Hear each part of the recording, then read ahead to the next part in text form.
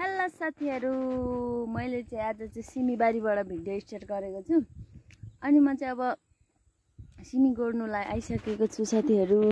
तर सिमी गोड्नु भन्दा पहिला चाहिँ मैले यहाँनिर छेउछेउको झार चाहिँ काटेर मात्रै झारू खेल्नुपर्छ। यो चाहिँ हाम्रो बर्खे सिमी हो साथीहरु।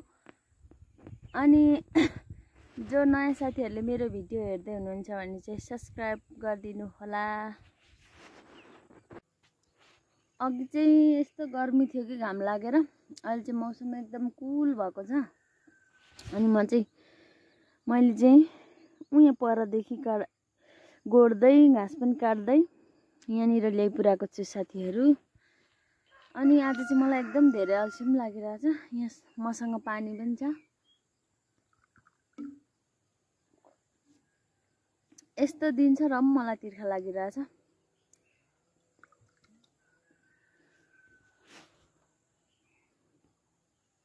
चाहिँ साथीहरु, मान्छे जहाँ गयो त्यहाँ आइपुग्छ। हाम्रो पोथी यहाँनिर आइपुगिसकेछ।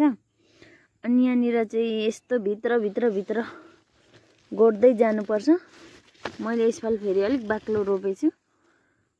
यस्तो अप्ठ्यारो हुन्छ कि भित्र गोड्नु त सजिलै हुन्छ, तर यहाँनिर यस्तो चेपारोमा छिर्नु चाहिँ अप्ठ्यारो हुन्छ साथीहरु। आज चाहिँ हाम्रो भाइ यहाँ घरदेखि दमकसम्मको यात्रामा, अनि त्यहाँदेखि चाहिँ नेपाल टु कतार जाँदै हुनुहुन्छ। भाइलाई धेरै धेरै शुभ यात्रा हुन्छ। अनि यता आन्टी हुनुहुन्छ।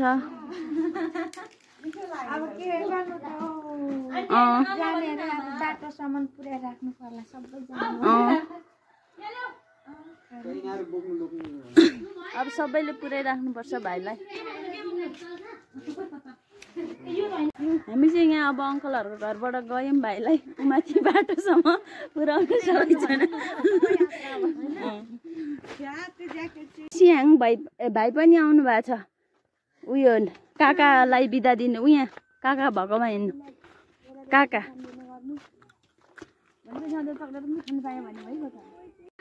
यहाँनिर भाइ बाटोमा आइसक्नु भयो।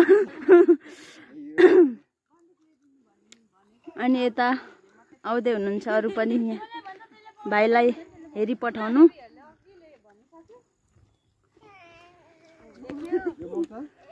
अनि आन्टी यहाँ हुनुहुन्छ, भाइको आमा।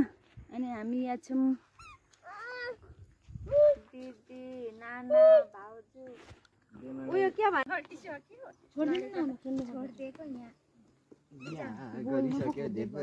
ब्याग बोकेर रेडी भाइ। यसले बाइक पनि झिकिसक्यो बाटोमा। अनि यहाँनिर हामी सबैजना छौँ। भाइलाई बिदा दिनु।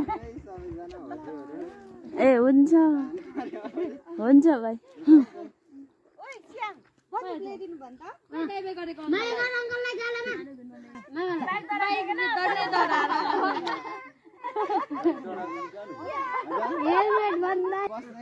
हुन्छ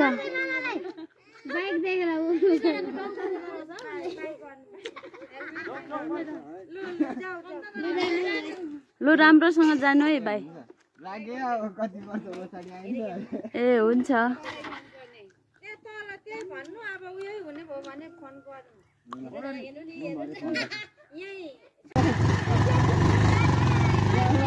बाई बाई बाई। हामी चाहिँ अब भाइलाई पठाइसकेर यहाँ फर्किँदैछौँ। आज चाहिँ यो भिडियोको दोस्रो दिन। हिजो चाहिँ म सिमी गोड्दै थिएँ। आज चाहिँ हामी तल्लो गाउँ जाँदैछौँ नानाहरूकोमा।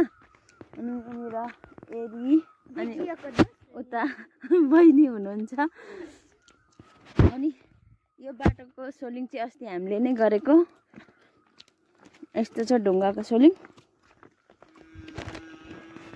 अहिले चाहिँ हामी यहाँनिर ठुलो सिमलको रुखमा आइपुग्यौँ। नानाहरूको घर मास्तिर जाँदैछौँ। एरी चाहिँ अघि गइसक्यो। अब बहिनी र म बाँकी छौँ। अनि यस्तो बरको पत्ता चाहिँ क्या, हामी पहिला पङ्खा बनाउँथ्यौँ यसरी, हम्किन्थ्यौँ स्कुल पढ्दाखेरि। चिसो हावा आउँछ यसो गर्दा चाहिँ।